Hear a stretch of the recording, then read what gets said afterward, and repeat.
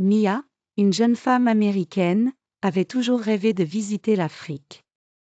Grandissant dans une petite ville du Midwest, son imagination était nourrie par des histoires de cultures vibrantes, de paysages à couper le souffle et de la chaleur humaine. Enfant, elle passait souvent des heures à feuilleter des livres de voyage colorés, captivée par des photographies de savanes, de marchés animés et de visages souriants. Après des années de rêverie, elle décida finalement qu'il était temps de transformer sa vision en réalité.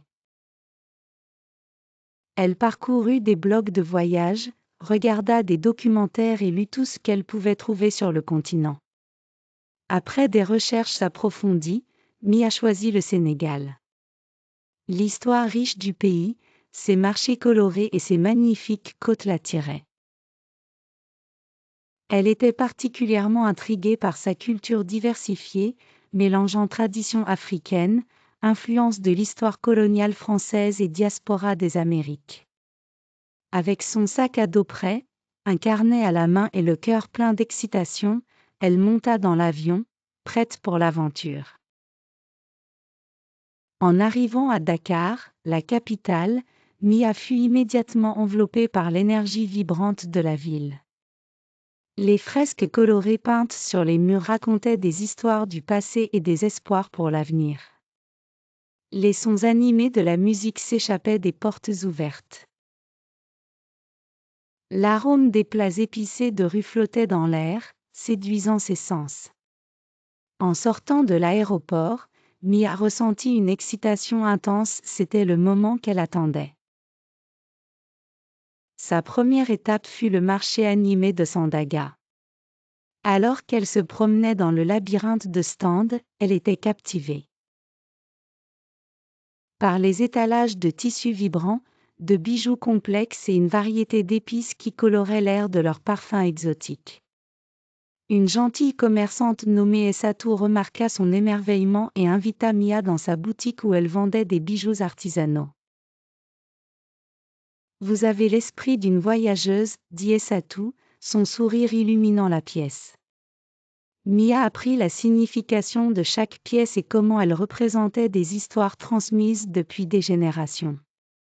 Essatou offrit à Mia un bracelet, disant qu'il lui porterait chance pendant son voyage. Désireuse d'explorer davantage, Mia rejoignit une visite guidée de l'île de Gorée, site du patrimoine mondial de l'UNESCO. Alors que le ferry approchait de l'île, elle fut frappée par sa beauté des maisons colorées bordant la côte, avec les eaux turquoises offrant une toile de fond magnifique. Cependant, en visitant la maison des esclaves, le poids de l'histoire pesait lourdement sur son cœur. La réalité sombre de la traite transatlantique des esclaves planait. Mais au milieu du chagrin, la résilience du peuple sénégalais brillait à travers l'art vibrant et la musique qui remplissait les rues. Alors que Mia marchait le long des sentiers étroits, elle voyait des artistes peindre des murales qui dépeignaient la lutte et l'espoir de leurs ancêtres. Le lendemain, Mia se rendit dans la région sereine de Sine Saloum, connue pour ses paysages époustouflants et sa riche biodiversité. Le voyage était pittoresque, avec une végétation luxuriante s'étendant de chaque côté et de petits villages parsemés le long du chemin. En arrivant, elle s'émerveilla des mangroves et des voies navigables complexes. Elle s'inscrivit pour une promenade en bateau à travers le delta, espérant voir la faune diversifiée qui peuplait cet endroit. Alors qu'elle glissait sur les eaux calmes, un pêcheur local nommé Amadou la rejoignit, son visage illuminé de joie alors qu'il parlait de sa vie sur l'eau. « La pêche est l'héritage de ma famille, » expliqua Amadou, sa voix stable et fière.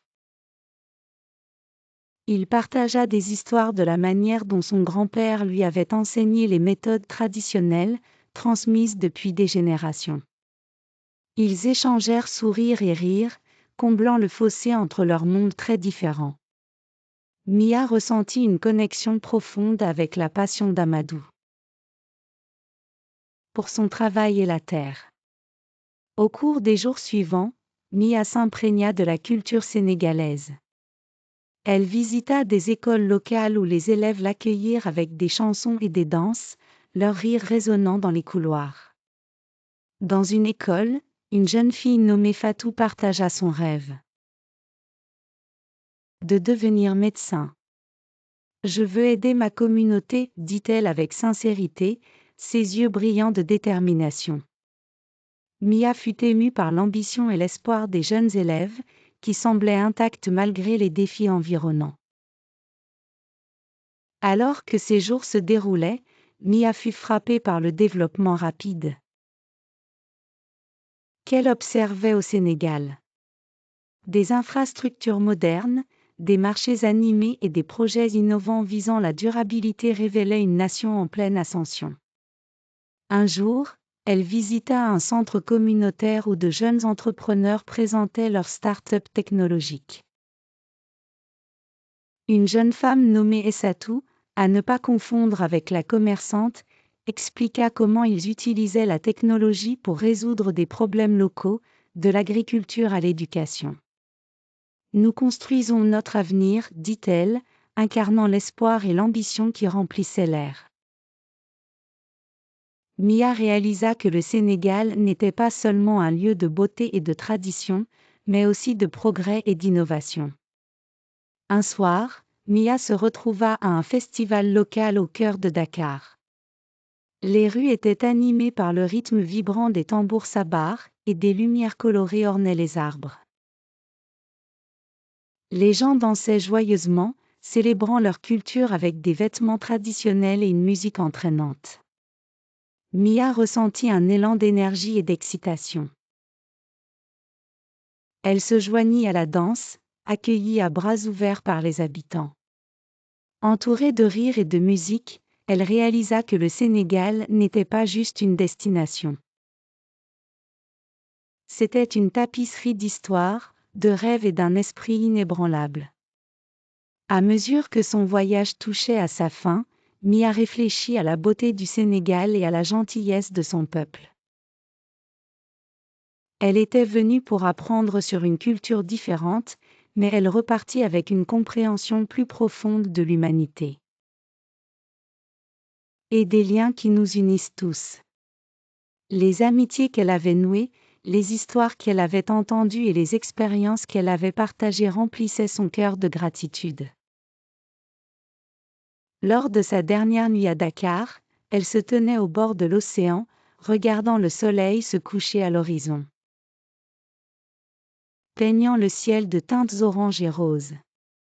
Avec chaque vague qui venait lécher ses pieds, elle sentait les échos des connexions qu'elle avait faites. Elle savait qu'elle emporterait avec elle un morceau du Sénégal pour toujours. En montant à bord de son vol de retour, Mia se fit une promesse, elle reviendrait. Ce n'était pas juste des vacances, c'était un voyage qui avait transformé sa perspective et approfondi son appréciation pour la riche tapisserie de culture du monde. Le Sénégal avait ouvert son cœur, et elle était impatiente d'explorer davantage le continent dont elle avait toujours rêvé de visiter.